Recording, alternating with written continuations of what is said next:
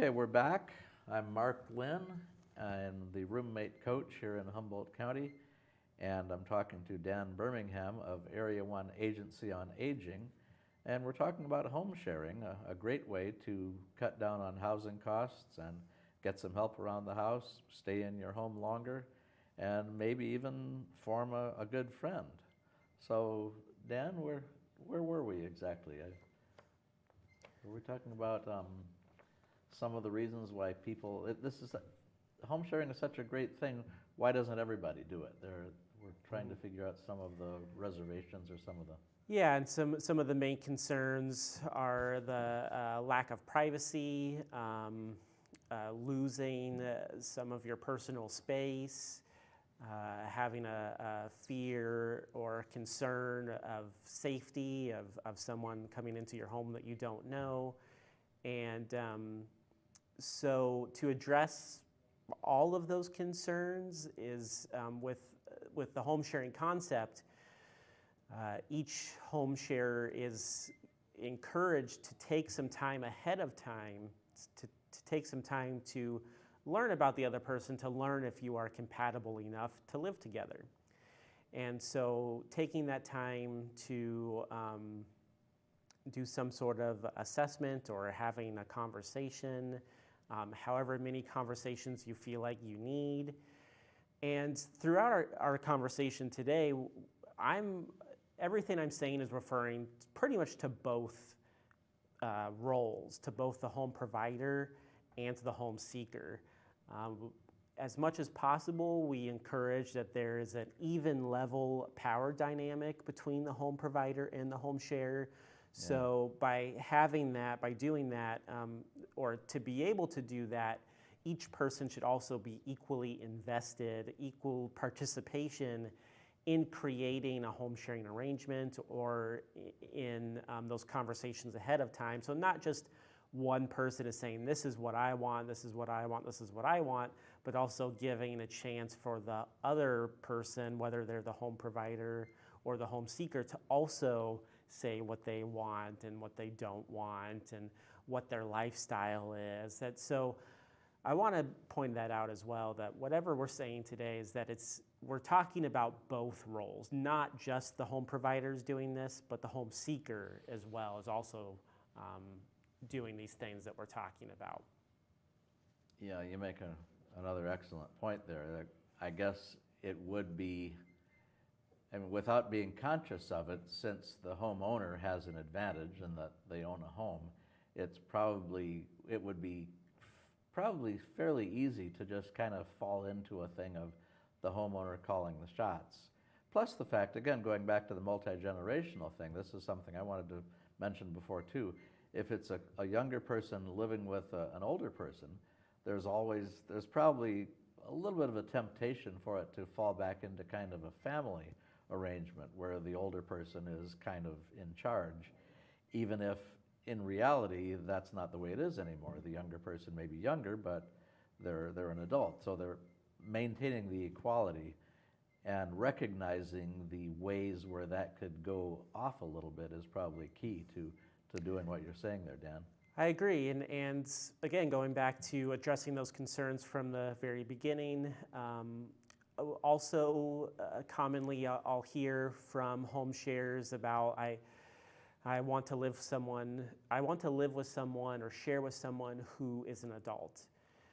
Well, a definition of an adult, of what the responsibilities of an adult is, might vary or might be different for each person. So that's something else that home sharers should cover from the very beginning about what are those responsibilities that I expect of you as a home share. Again, and I'm talking about not just the home provider doing that, but the home seeker. This is what these are my expectations when I live with someone who is an adult, that they will do X, Y, Z. These are my expectations.